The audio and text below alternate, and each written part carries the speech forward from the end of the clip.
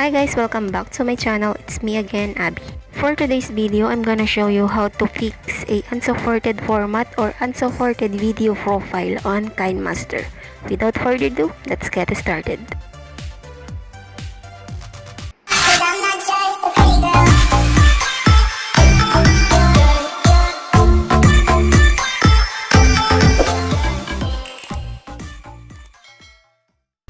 First, kakailanganin natin ng video converter and kailangan nyo muna mag-download kung wala pa kaya.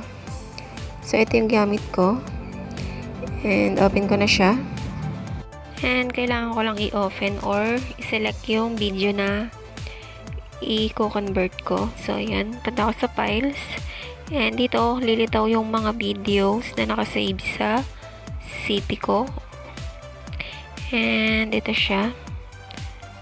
So, ayan.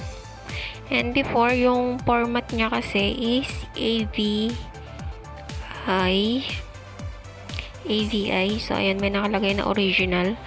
So, i-convert ko siya ngayon ng MP4.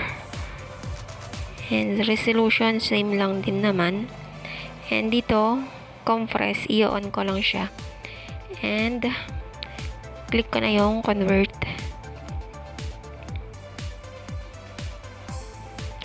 And i-change ko din yung output file name niya para hindi ako malito mamaya. And wait ko lang siyang mag-convert ngayon.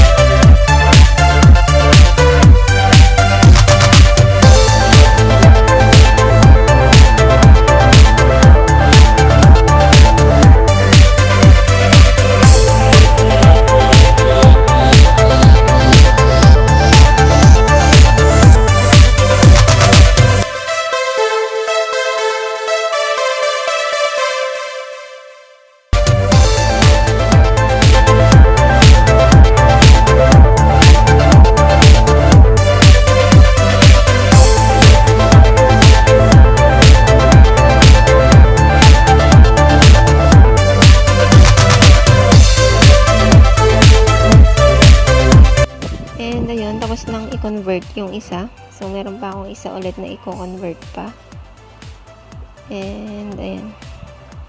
Nag-change din siya ng from AVI to MP4. So, ganun ulit. On ko lang yung compress. And change ko ulit tong output file name. Start now. So, ayan.